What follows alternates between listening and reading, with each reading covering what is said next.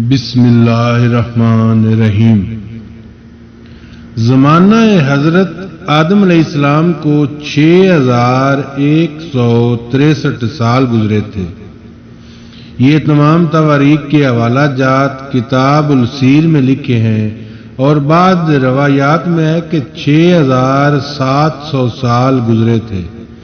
حضرت آدم سے ہمارے رسول خدا صلی اللہ علیہ وآلہ وسلم خاتم النبیین رسول رب العالمین کے پیدا ہونے تک اور کرسی نامہ آپ کا شجرہ نسب آن حضرت صلی اللہ علیہ وآلہ وسلم کا یہ ہے: محمد بن عبداللہ بن عبد المطلب بن ہاشم بن قصی بن کلاب بن مرہ بن کعب بن لوئی بن غالب بن فاہر بن مالک بن نظر بن کنانہ بن خزیمہ بن مدرکہ بن الیاس بن مزر بن نزار بن معاد بن عدنان، یہاں تک محدثین کے نزدیک محقق ہے اور یہ تصدیق شدہ ہے، اور عدنان سے حضرت آدم علیہ السلام تک روایت میں بہت اختلاف ہے، اور بعض روایت میں یوں ہے کہ عدنان بن داؤد بن یسع بن مسیح بن سلمان بن حمل بن کیدار بن حضرت اسماعیل بن حضرت ابراہیم خلیل بن تارخ مشہور آزر بن ناخور بن سبار دا بن راؤ بن فانے بن ماہر بن شاہ بن ارفکشد بن سام بن نوح بن مالک بن منوشلخ بن اخنوک بن باردان بن حضرت مالاحیل بن کنان بن انوش بن شیت بن آدم علیہ السلام، اور آن حضور رسول مقبول صلی اللہ علیہ وآلہ وسلم کی والدہ شریفہ کا نام آمنہ بنت وہب بن عبد المناف بن قصی بن کلاب بن مرہ، اور پھر مرہ سے حضرت آدم علیہ السلام تک حضرت والدہ محترمہ کا نسب نامہ بھی پہنچتا ہے، جیسا کہ میں اوپر بتا چکا ہوں۔ اسی واسطے دوبارہ نہیں لکھا، فقط واللہ عالم بالصواب۔ بیان حضرت حلیمہ دائی جنہوں نے دودھ پلایا رسول خدا صلی اللہ علیہ وآلہ وسلم کو۔ ایک روایت میں یوں آیا ہے کہ جس سال رسول خدا صلی اللہ علیہ وآلہ وسلم پیدا ہوئے اسی سال عرب میں قحط تھا۔ حلیمہ دائی کہتی ہیں کہ ہمارے گھر میں سب کے سب بھوکے تھے، اور بے وجہ بھوک کے میں اپنے بھائی کو ساتھ لے کر میدان میں جا کر گھاس لا کر اسے بیچ کر قوت حاصل کرتی تھی اور اللہ کا شکر بجا لاتی، اور اس وقت میں حمل سے تھی، اور جب میں نے بچہ جنا اور اس کا نام مہیر رکھا، اور اس وقت میں لڑکے کے دودھ کے واسطے حیران و پریشان رہتی تھی، اور باوجود کوشش شدید کے کچھ کھانے کو نہ پاتی تھی، یہاں تک کہ میں 7 دن اور رات فاقے سے بھوکی رہی اور فاقے سے بےتاب ہوگی، کچھ ہوش نہ تھا۔ ایک رات خواب میں دیکھا کہ ایک چشمہ ہے پانی، اس کا نہایت سفید دودھ سے زیادہ اور اس میں خوشبو مشک و عنبر کی آ رہی ہے۔ ایک شخص نے مجھ سے کہا، اس چشمہ سے جتنا چاہو پانی پیو، تب تمہارا دودھ زیادہ ہوگا۔ اور جب میں نے اس کے کہنے سے اس چشمہ کا پانی پیا تو اس نے مجھ سے کہا کہ تم مجھ کو جانتی ہو؟ میں نے کہا نہیں۔ اس نے کہا، میں شکر ہوں کہ تم حالات قحط میں تکلیف اٹھائی بغیر کھائے اپنے خدا کا شکر بجا لائیں۔ اللہ تعالیٰ نے بے صورت آدمی تمہارے پاس بھیجا تاکہ تم کو خوش کروں۔ تم مکے میں جاؤ تو تمہاری اور زیادہ کشادگی ہوگی۔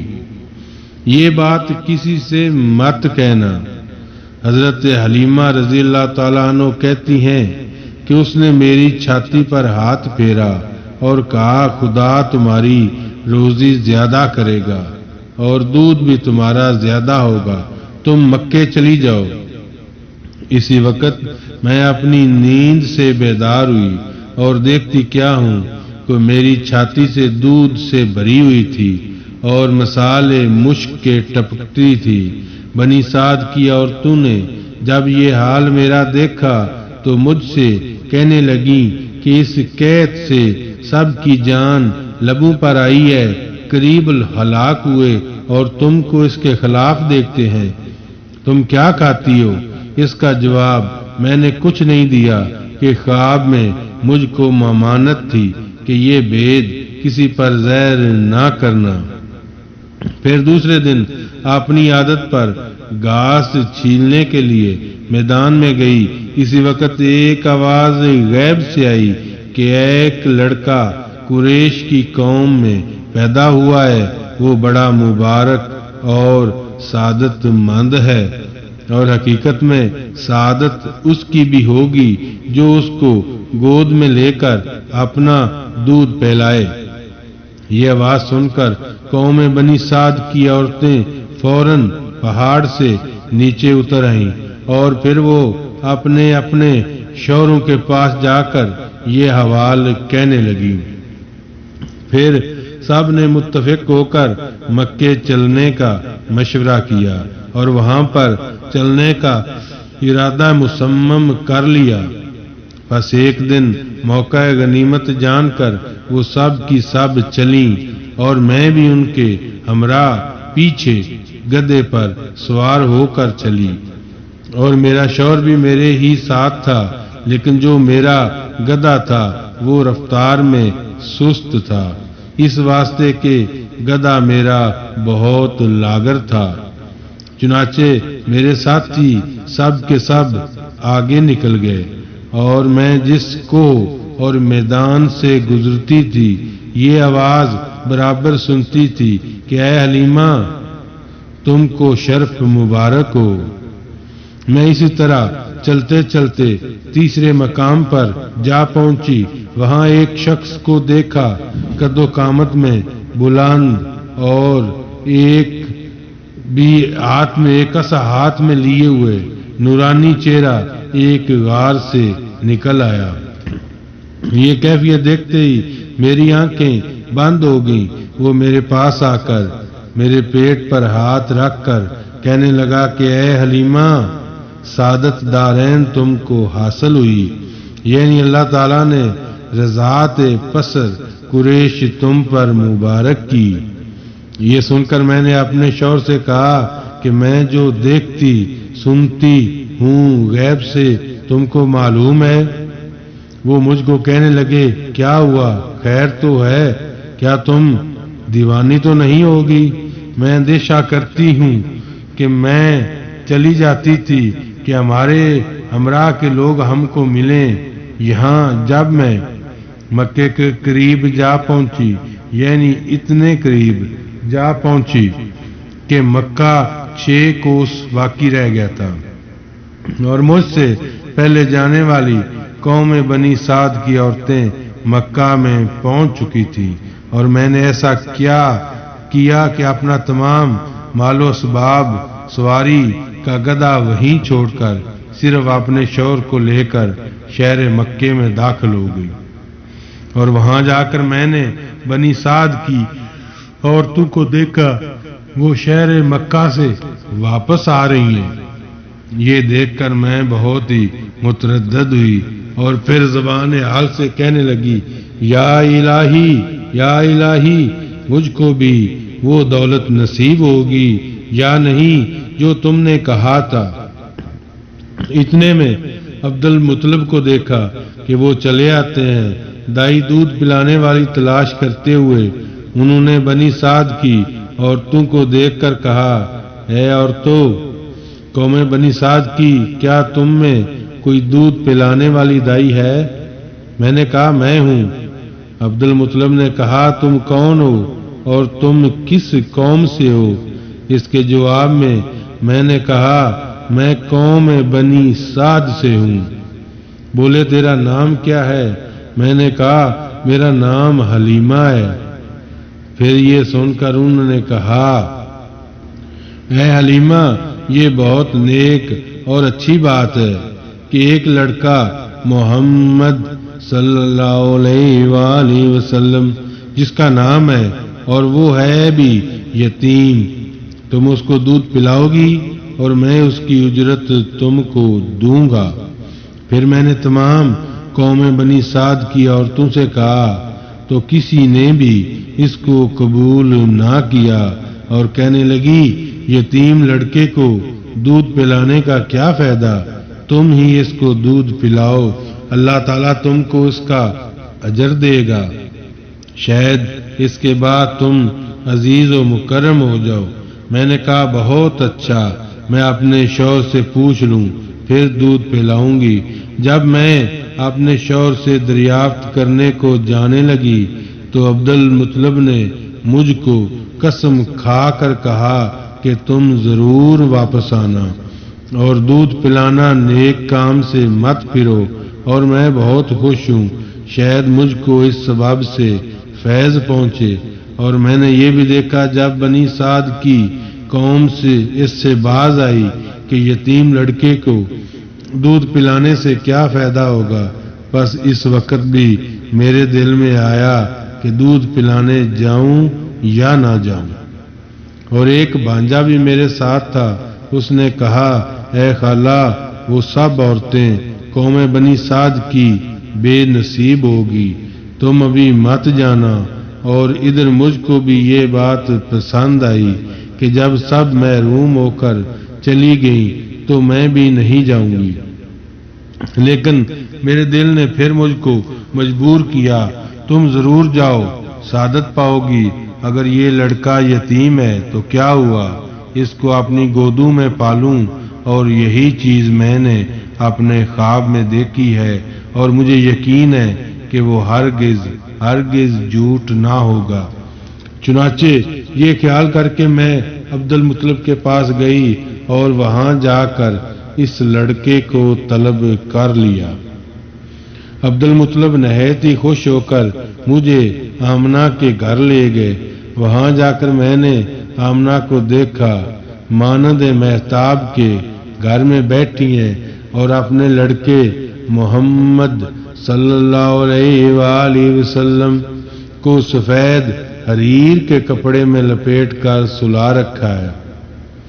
بس میں یہ چاہتی تھی کہ اٹھا کر اپنی گود میں لے لوں، تو ان کے سینے پر جب اپنا ہاتھ رکھا، اسی وقت آن حضرت خواب سے فوراً جاگ اٹھے اور اپنی آنکھیں کھولیں اور لامبارک بھی خندہ ہوئے۔ اسی وقت میں نے ایک نور دیکھا کہ چشم مبارک سے نکل کر آسمان کی طرف گیا۔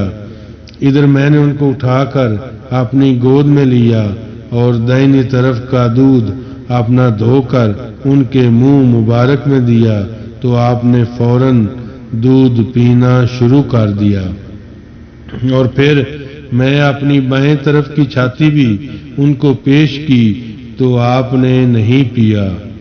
حضرت ابن عباس سے روایت ہے کہ رسول خدا صلی اللہ علیہ وآلہ وسلم نے حلیمہ کی دوسری چھاتی اس واسطے نہ پی تھی کہ اللہ تعالیٰ نے ان پر الہام فرمایا تھا کہ اب وہ دودھ حلیمہ کا لڑکا پینے لگا۔ دونوں طرف تم مت پیو تاکہ حصہ مساوی رہے۔ پس بے نظر عدل دونوں طرف کا دودھ حضرت نے نہ پیا۔